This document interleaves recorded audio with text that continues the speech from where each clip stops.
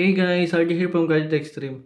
Today mag-unboxing po tayo ng Realme 5 Pro na color sparkling blue.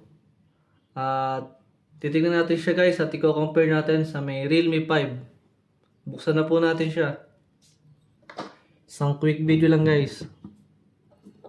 Ito po yung 4GB na 128GB version.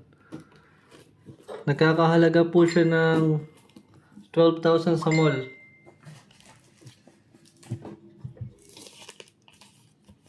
Tingnan natin kung ano yung niya.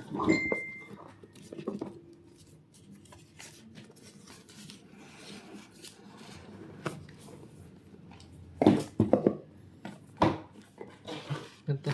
Tingnan muna natin yung mga kasama niya. Meron siyang kasamang jelly case. Yan. Saka paperworks. Then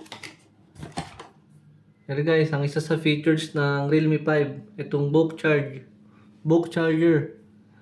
Ang bulk charger guys is isa siyang bulk flash charge 3.0. Isa siyang fast charger. Kung familiar kayo guys sa mga high-end na Oppo, ganito po yung charger ng mga high-end na Oppo. Bulk. Mas mabilis siyang mag-charge. Then meron siyang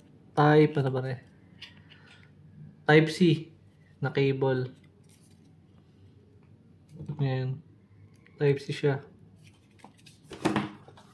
Wala po siyang headset.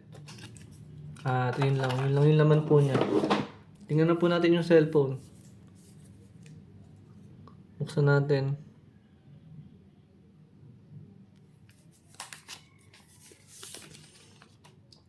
Ayan. Ito po yung Realme 5 Pro guys. Medyo kamukha siya ng hindi sila nagkakaiba ng Realme 5 guys. Same lang sila sa appearance. Yan. Yan po yung Realme 5. Realme 5 Pro na 4GB at 128GB version. Ayan yan. Meron siyang teardrop notch at konting maliit na chain sa baba. Yan po yung Realme 5 Pro guys. Nagkakahalaga siya ng 12,000 sa mall. Isa siyang quad camera na merong 48MP. Saka fingerprint sa likod. Then yun lang guys, sa susunod nating video testingin natin sa NBA 2K20 itong Realme 5 Pro. Tingnan natin kung smooth siya. Pulit yung dalawa niyang package. Yan lang po yung kasama niya guys. Saka isang jelly case. Then yun lang guys. Till next video. Thank you for watching.